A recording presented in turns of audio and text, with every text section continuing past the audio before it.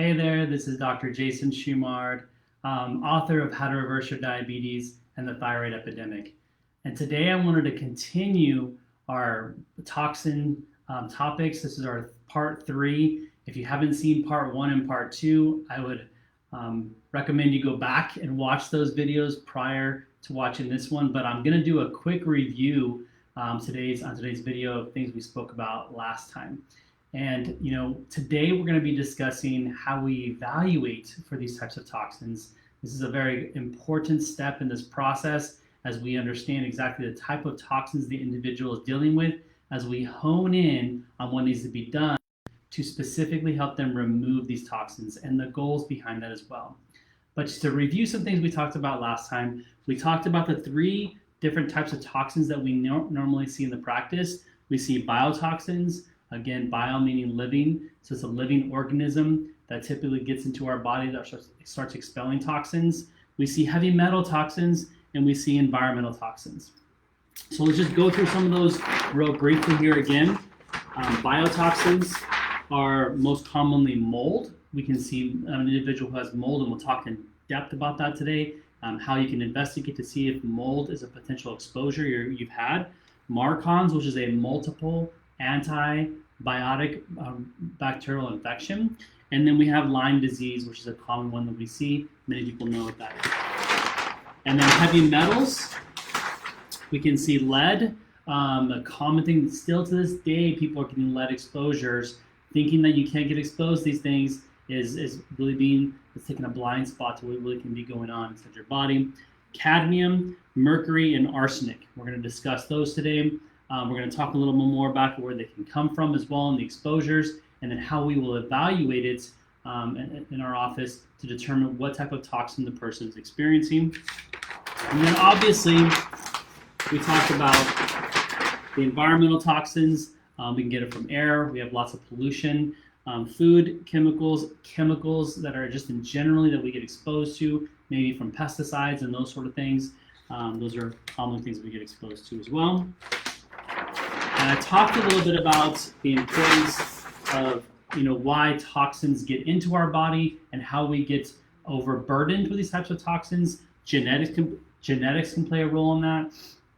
Some of us have genetic predisposition that don't allow us to get rid of these toxins efficiently, and they can start to bog down our body, our ability to detoxify, specifically through liver detoxification, gallbladder, intestinal tract, kidneys. Even our skin is a process of elimination, so we need to make sure they're all functioning optimally, which is one of the key components here, because the second component is, or a combination, is that somebody may not have a potentially genetic predisposition, but they may have poor detoxification skills. So their liver's not working properly, their gallbladder, and so on. And so these things have to be investigated to see exactly what's going on under the surface as we start to put together a comprehensive solution or customized solution to help their body start functioning optimally again, so they can start working and functioning optimally again as well.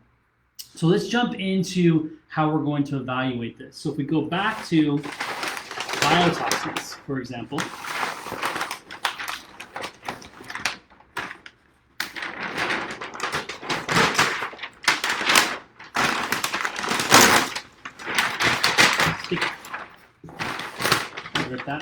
we go to biotoxins, for example. Now, biotoxins, again, is a living organism that we get exposed to. Now, there's certain types of biotoxins that are more common than others, right? Being on the West Coast, we are more exposed to specific toxins than someone maybe on the East Coast. On the East Coast, they may be exposed more to Lyme disease, but we don't see that as much here on the West Coast that often. So when we look at biotoxins, we want to not only take into consideration the area the person lives in, but we also want to make sure we really investigate. Because mold, for example, most people may think, oh, mold is only exposed to people who live in environments who have a lot of humidity or those sort of things. That's not true. I want you to be very aware of what's really going on under the surface here. You can be exposed to mold and live in dry humidities, or dry climates. People in Denver, Colorado, who have extremely dry weather, or Phoenix, Arizona, or other desert areas, still have mold. The the statistics tell us, this is through insurance model, like home insurance models tell us that 70 to 80% of all homes across the United States have a mold exposure. Now, what's important as well is when you get a mold exposure, thinking, oh, I can't see mold in my home, is the wrong way of thinking things. And I talked about this a little bit in our part 2, but just to kind of reiterate this again, you could have a water damage situation that occurred in your bathroom, for example, and it flooded the floor, right? And then the remediation comes in, they start to dry everything up and clean everything up and make sure the walls are good and everything.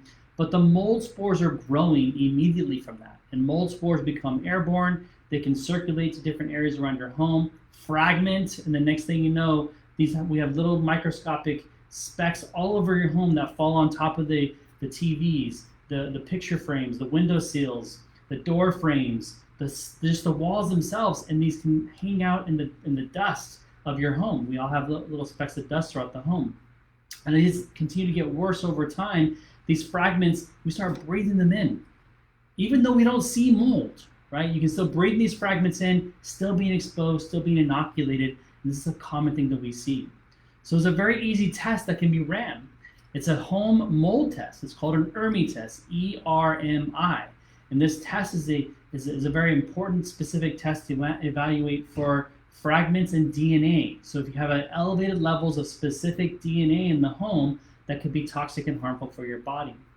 This test can be done by just basically like a little cloth. You're wiping different areas throughout your home, the dust particles, fold it back up, send it back to the lab. Lab then can send it back and say, okay, these are the areas that we found elevated in the home. Again, even though you may not see mold, you can still have this exposure. The common misconception is that if you don't see it, it's not there. That's not reality. Even some of the remediation companies will come out and they'll do an air capture test. Well, an air capture test is only going to catch active spores in most situations. You need to also do a culture test. A culture test will do that wiping down the dust and evaluating to see if there's current fragments that have the DNA of specific mold species. So we need to be more specific in our analysis process, and that's just evaluating to see if you have exposure in the home. Oftentimes, I won't even do that initially until we know that mold potentially can be a problem for the person, and we can evaluate that again through looking at genetics, like we talked about earlier. We can do a genetic blood lab test to see if genetics may play a role in your specific situation. And then if it does, which categories? Is it mold? Is it Lyme? Is it Marcons? What specifically, so that we can help us hone in. So let's just say we run a blood test, a genetic test, and mold comes back as susceptible. Now we're focusing, saying, okay, we have a toxic situation. This person potentially has a mold exposure. And before we do any of that, I've kind of jumped the gun here a little bit. We can also do a toxicity screening analysis, right? We can do a analysis that's a computerized screening analysis it's a questionnaire. So there are specific questions that are associated with toxins, and then we have a visual component as well. We know that toxicity can create inflammation in the body, and as it starts to migrate to the eyes, starts to compress the eyes, reducing the ability to see contrast, lighter to darker grays. It doesn't impact your visual acuity, meaning you'll be able to read, see letters, or even colors, but it does impact the seeing of the grays. This test is a 98% sensitive test. So oftentimes we'll do this test first just to do an evaluation or screening analysis. And if it comes back positive, since it is a 98% sensitive test, it's telling us that toxicity is definitely a problem in this individual that needs to be addressed. So then we can run that genetic test to say, okay, what type of genes do they have? And is it mold, Marcons, Lymes, that sort of thing, so we can hone in on that. But in this example, let's say it's mold.